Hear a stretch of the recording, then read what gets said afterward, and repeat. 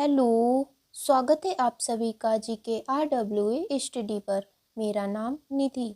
आज के वीडियो में हम डिस्कस करने वाले हैं हिंदी के टॉप 30 ऐसे क्वेश्चन आंसर जो कि सभी परीक्षाओं के लिए महत्वपूर्ण रहेंगे।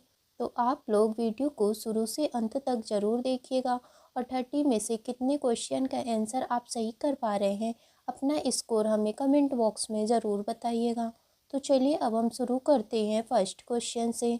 जिस समास का पहला पद अव्यय तथा प्रधान हो वहाँ पर कौन सा समास होता है? बताइए क्वेश्चन नंबर 1 का राइट आंसर क्या होगा? अव्ययी भाव समास। जिस समास का पहला पद अव्यय तथा प्रधान हो वहाँ पर अव्ययी भाव समास होगा। जैसे अनुरूप, प्रतिदिन, आजन्म, भरपेट, ये सभी अव्ययी भाव समास के उदाहरण हैं। जिस समास के दोनों पदों के बीच कारक चिन्ह लुप्त हो वहाँ पर कौन सा समास होता है? तत्पुरुष समास। जिस समास के दोनों पदों के बीच कारक चिन्ह लुप्त हो वहाँ पर तत्पुरुष समास होता है। जैसे राजा का पुत्र, राजा का पुत्र में का चिन्ह लुप्त हो जाएगा तो इसका अर्थ हो जाएगा राजकुमार। एक या एक से अधिक अक्षरों से बने हुए स्वतंत्र ध्वनि को क्या कहते हैं?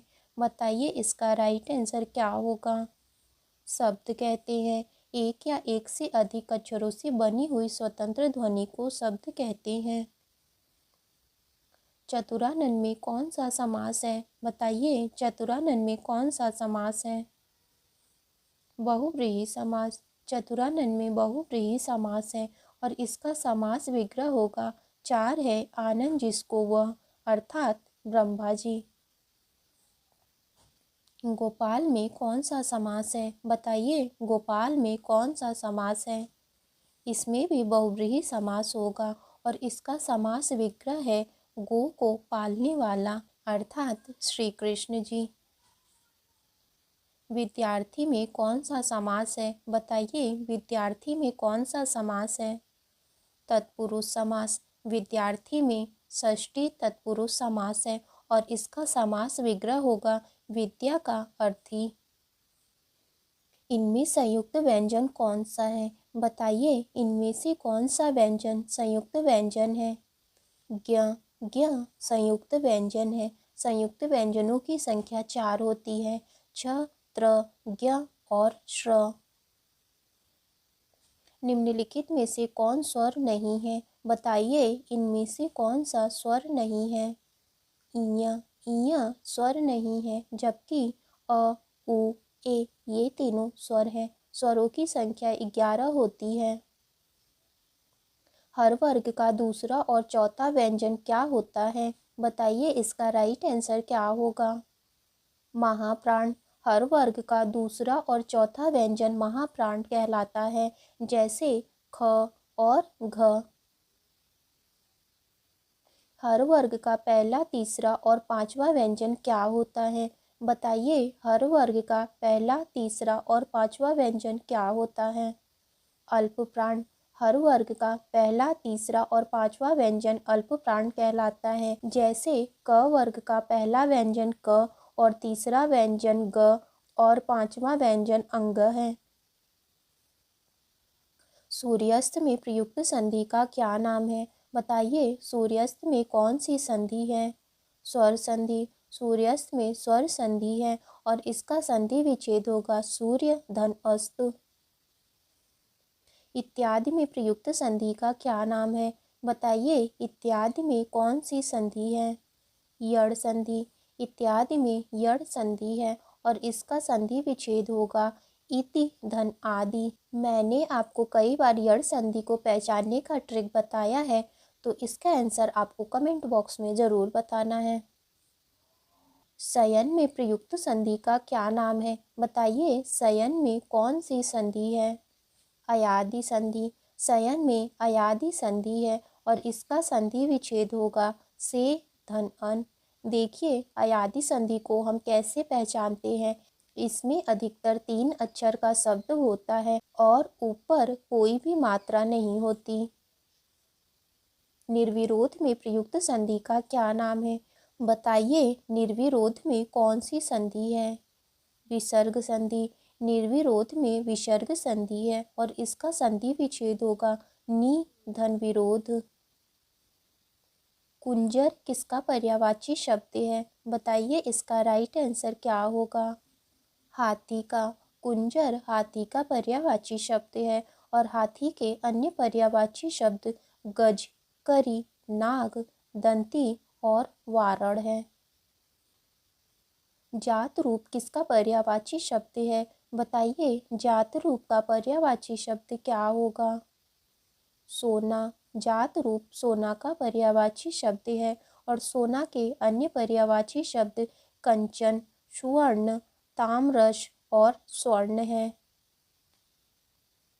वारिस किसका पर्यायवाची शब्द है? बताइए वारिस का पर्यायवाची शब्द क्या होगा? समुद्र। वारिस समुद्र का पर्यायवाची शब्द है और समुद्र के अन्य पर्यायवाची शब्द सिंधु, उदधि, सागर और नीरनिधि है। ओजस्वी का विलोम शब्द क्या है? बताइए इसका राइट आंसर क्या होगा? निस्तेज। ओजस्वी का विलोम शब्द निस्तेज या तो ओजहीन है। कृत्रिम का विलोम शब्द क्या है? बताइए कृत्रिम का विलोम शब्द क्या होगा? प्राकृतिक। कृत्रिम का विलोम शब्द प्राकृतिक है। बदी का विलोम शब्द क्या है?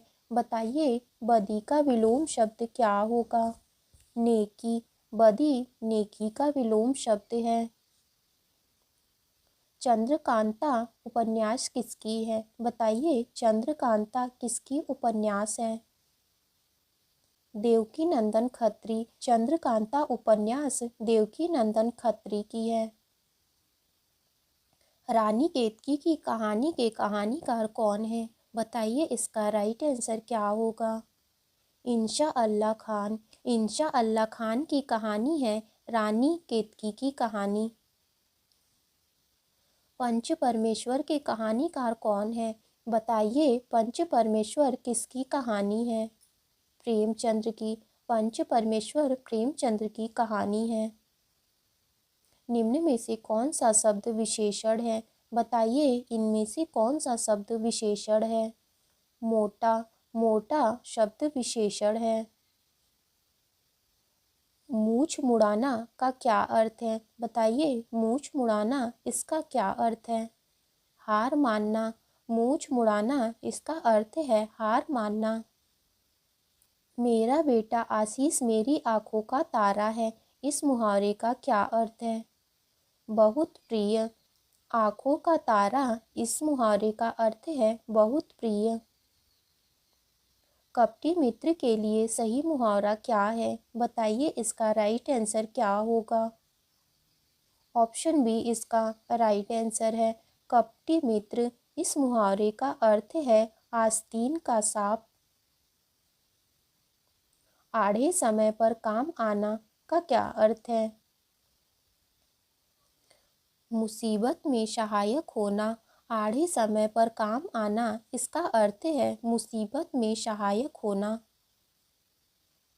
ओखली में सिर दिया तो मूसलों से क्या डर का क्या अर्थ है? ऑप्शन डी इसका राइट आंसर होगा। इसका अर्थ है कठिन काम शुरू करने पर कष्ट तो सहना पड़ता ही है। एक अनार 100 बीमार का क्या अर्थ है? बताइए एक अनार 100 बीमार इसका क्या अर्थ है? ऑप्शन बी इसका राइट आंसर होगा। एक अनार 100 बीमार इसका अर्थ है किसी वस्तु की पूर्ति कम किंतु मांग अधिक होना। आकाश का पर्यायवाची शब्द क्या है? यह आपका टेस्ट क्वेश्चन होगा। इसका आंसर आपको कमेंट बॉक्स में ज़रूर बताना है। तो आज की वीडियो आपकी यहीं तक थी। वीडियो अच्छी लगी हो तो लाइक करें, शेयर करें। अगर आप चैनल पे नए हैं तो चैनल को ज़रूर सब्सक्राइब करें।